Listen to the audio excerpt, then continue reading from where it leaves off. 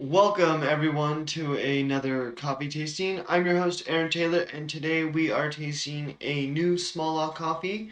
This one you can only get at the Seattle Roastery, and I'm pretty sure you might be able to get it at the Chicago Roastery and in New York as well. But this one is a very limited one because I was not able to get it at my own store. I had to get it specially, and the way I actually got this coffee is really cool. One of my coworkers was just visiting the Seattle store, and they just happened to think of me when they saw this coffee and decided to get it for me. So super cool. I just wanted to share that with you so that that can be an inspirational story for everyone to let coffee be a catalyst for um, how you treat people, because it's you know it's something I would never expect, and it's awesome that someone would not only think of me but at the same time buy a bag of coffee that they think I might like and might like to feature on this channel. So that's what we're doing today, is we are featuring the Sumatra Kerinci, and we are going to taste this coffee and learn a little bit about this blend or single origin coffee. So this one is going to be very interesting. This is going to be a slightly dark roast for the reserve coffees that they do at Starbucks. And then with this one, we're getting herbal and spice notes with like sweet cedar and a syrupy mouthfeel. And then we also got like a butterscotch sweetness. So we got a whole lot going on in this cup, and we are going to be able to explore all those flavors with the three different brew methods that we're doing here today. So for those of you who are joining me for the first time, welcome. It is an honor. And for those of you who are returning, welcome back. I greatly appreciate it. I'm glad you're enjoying these coffee tastings. And if you haven't had a chance to hit that like and subscribe button down below, please do so. It really helps me out with this channel, helps me build and grow and make more content for you guys.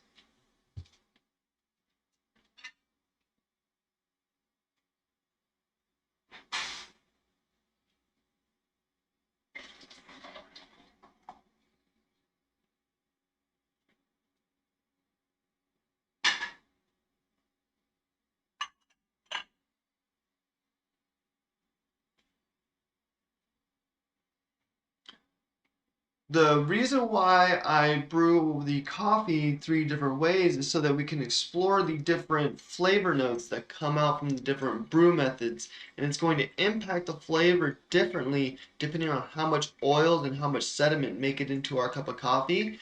And so that's going to be the preferred brew method that you're going to want to discover for yourself.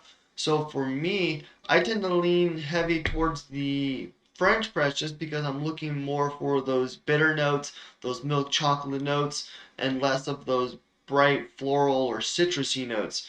So with the French press, you allow some of those other bitter notes to come through. With the pour over, we're getting a lot more of those brighter citrusy and floral notes. So I tend to lean a little bit away from the pour over. And that is why. It's just because I don't like those citrus and floral flavors. If you are partial to those citrus flavors, you might like the pour over a lot more than the French press. And so that's why it's very important to explore these different brew methods, because you might like a specific brew method over the other because we're getting certain flavors. So that's what's important about tasting the different brew methods and really exploring the coffee, because trying coffee one way, you're not justifying the flavors. You might have a negative opinion on a delicious cup of coffee. You just didn't have it brewed the way you would want it to be brewed for your flavor palette. And then also making sure that we get the grind proportion and freshness is important as well, because that's going to impact the flavor. If you're making sure your grinds are fresh, not stale, and then you're getting the right amount of beans and then grinding it on the right grind setting for the brew method. So with the pour over, we have one of the finer grinds, and then this one is going to be like a medium coarse grind, and then this is going to be on the coarsest setting. And so And that's kind of like the scale. So it goes from finer to coarser this way, but then also the different amounts of water and a different amount of contact time with the water is going to be different. So with the Chemex over here, we have more grinds and more water, but we're also going to have a slightly larger serving than our 16-ounce pour over. So with the pour over, we're doing like a single cup serving, while the Chemex we can pretty much serve two 10-ounce cups or a 16 and a half cup. So we're getting slightly more coffee on the Chemex, and but we're also using slightly more grinds and a little bit more water. And then with the French press we're getting about two servings, and then we are also having the longest contact with water, around 5 minutes of contact time. But at the same time, the grinds on the French press are coarser, which means there's less surface area on the grinds to release those flavors. So it's kind of like a balancing act. So with this one, we have the least amount of water being added to it, but it's a single serving cup, and probably the quickest of the brews as well, but it has the finer grind. So with that finer grind, it's going to release more flavors as the water passes through.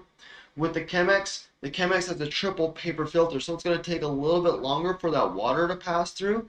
And then also we're adding a little bit more grinds.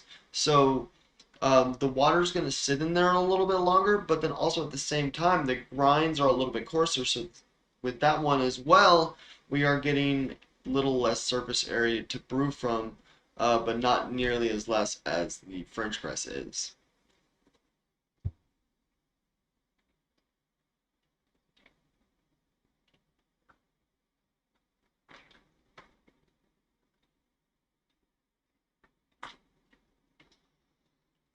And then when you do brew a pour over and a Chemex, you want to pour just a little bit of the water, kind of just get all the grinds just slightly wet at the very beginning, and then let your coffee bloom. And what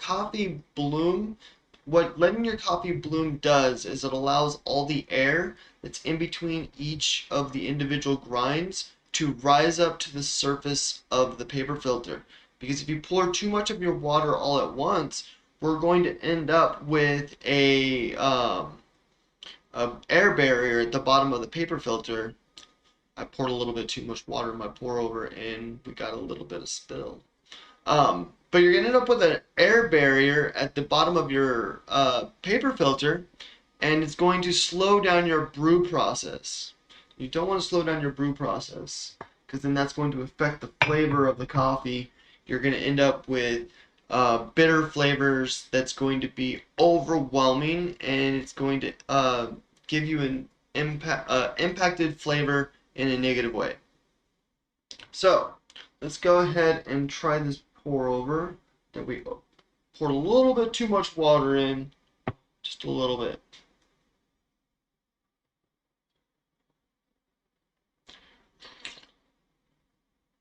Ooh.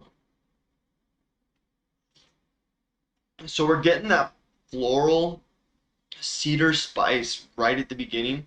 Very, very intense. That there's a really strong woodsy cedar flavor, especially after it clears the palate a little bit. We're getting a lot of that woodsy flavor.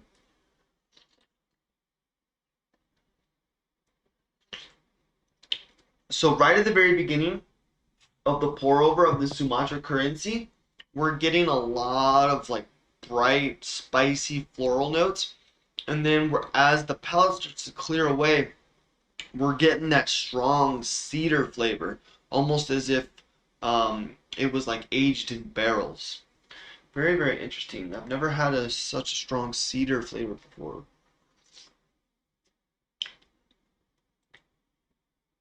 That is pretty good. Not my favorite flavor palette because of those strong floral notes, but that cedar flavor at the very end is intriguing. It's got an intriguing flavor.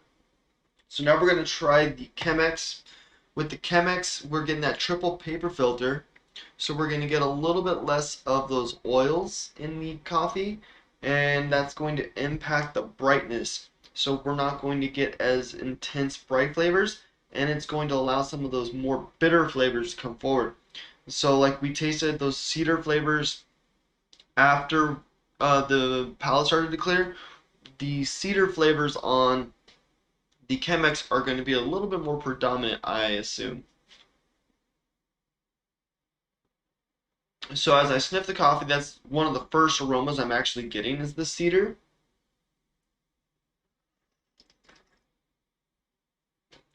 Oh yeah. So for the Chemex, what's happening is we're getting the cedar and the spices right off the bat, and those floral notes don't really come through. They're coming through a little bit now, but it's still the cedar is pretty much the main driving force of the Chemex with that spice flavor, and then the floral notes give it a little bit of a brightness, but it's mainly that intense cedar flavor that we're getting right now. And that is really good. I like that one because it's really, really smooth. You're getting those intense woodsy flavors, but they're not too intense. And then with that roasty spice flavor that you get as well alongside it, it gives it a nice almost campfire feel. It's really, really nice.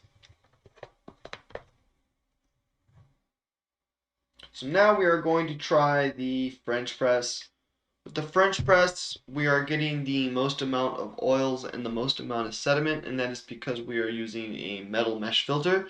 And so there's no paper in there to absorb any of those oils and absorb any of the sediments. So we're getting a much um, intense cup of coffee and when we're in speaking of flavors and then also sediments and oils.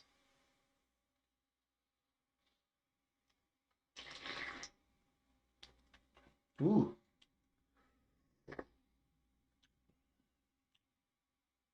So this one with the French press, we're getting a whole lot of spice. We're getting mainly those spice notes, and then we're getting a little bit of the cedar and a little bit of the floral. We're definitely getting more cedar than floral though. So the driving force on the French press cup of coffee on the Sumatra Kerinci is the spices. We're getting a whole lot of spice notes with some cedar and definitely a little bit of floraliness. The floraliness though gives it that like little bit of brightness towards the end. That first initial sip is like those bitter cedar flavors with those spices, and then as the palate starts to wash away, we're getting that bright floral flavor. Very smooth because it feels like it's cleaning the palate. That's what the illusion is happening right now because our tongue is being bombarded with these bitter cedar flavors that taste good, but they are bitters, and so as the palate clears, those bright floral flavors that come in to take its place kind of have a bright, almost clean taste.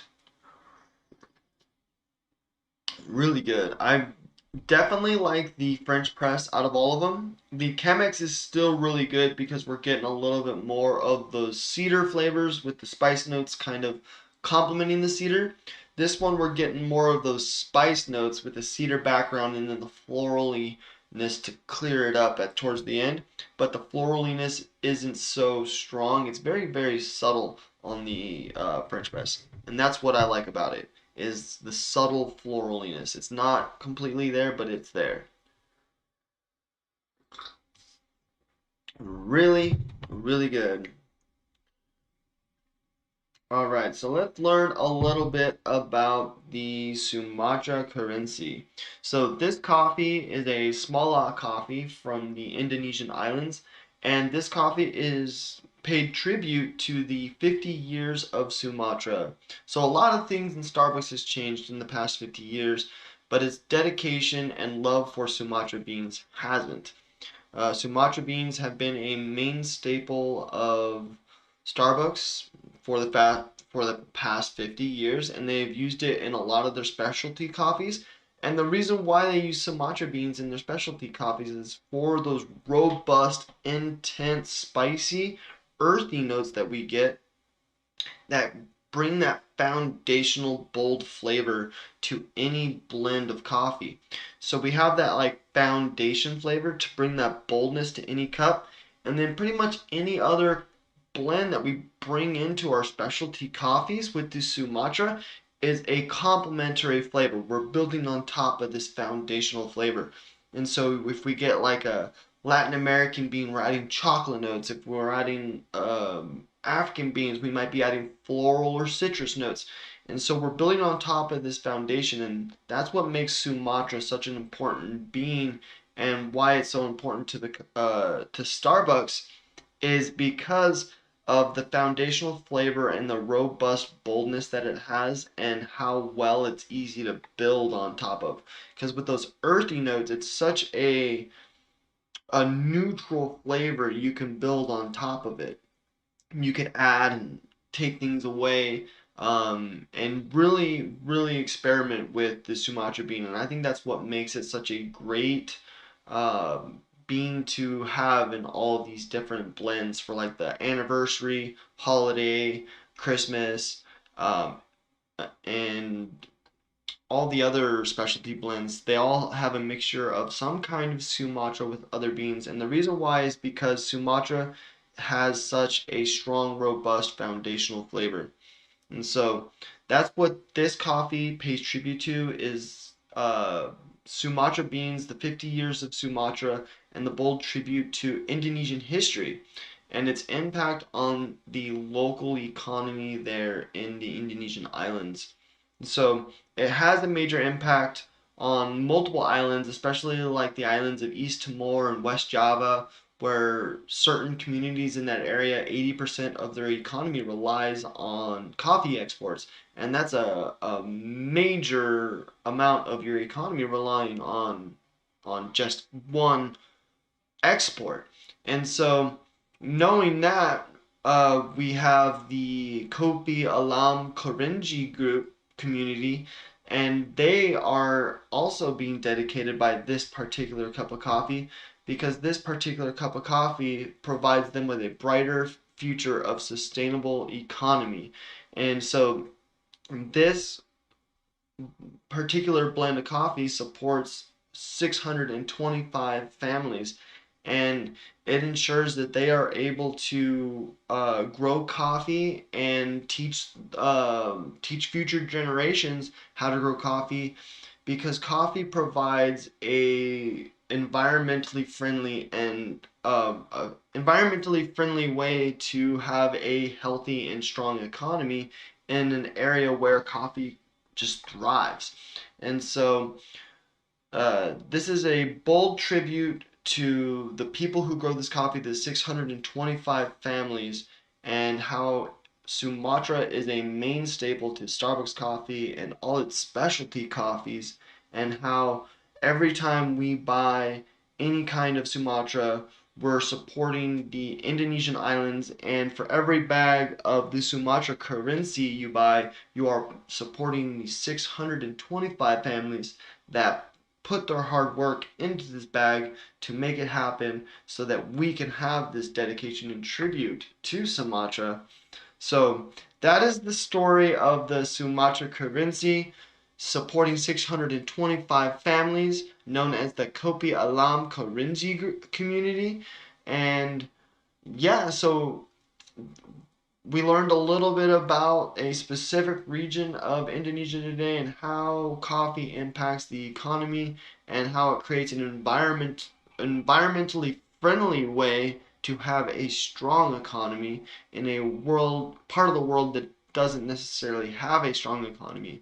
So that is how coffee helps different parts of the world evolve and grow as a community and come together and just provide us with this exceptional cup of coffee. And we, while drinking our coffee, can learn their story and really respect the people who grew this for us. Thank you everyone for joining today's coffee tasting. I hope you enjoyed today's story about the Kopi Alam Kerinci. and I hope I'm pronouncing that right. Probably not, but that is my best attempt. Kopi Alam Kerinci community, and get to explore these intense cedar spice notes with me. And if you guys get a chance, definitely try and order a bag of this coffee. This is a limited bag, so it's not going to be available, and then there's no promise that it's going to be available next year because it might be called something else. They might have uh, a new dedication to have and a new naming for that. So this might be the only year that the Sumatra currency might be available. So definitely snag a bag if you can before it's all gone at the Starbucks Reserve website. Thanks again, everyone, for joining, and have a great day.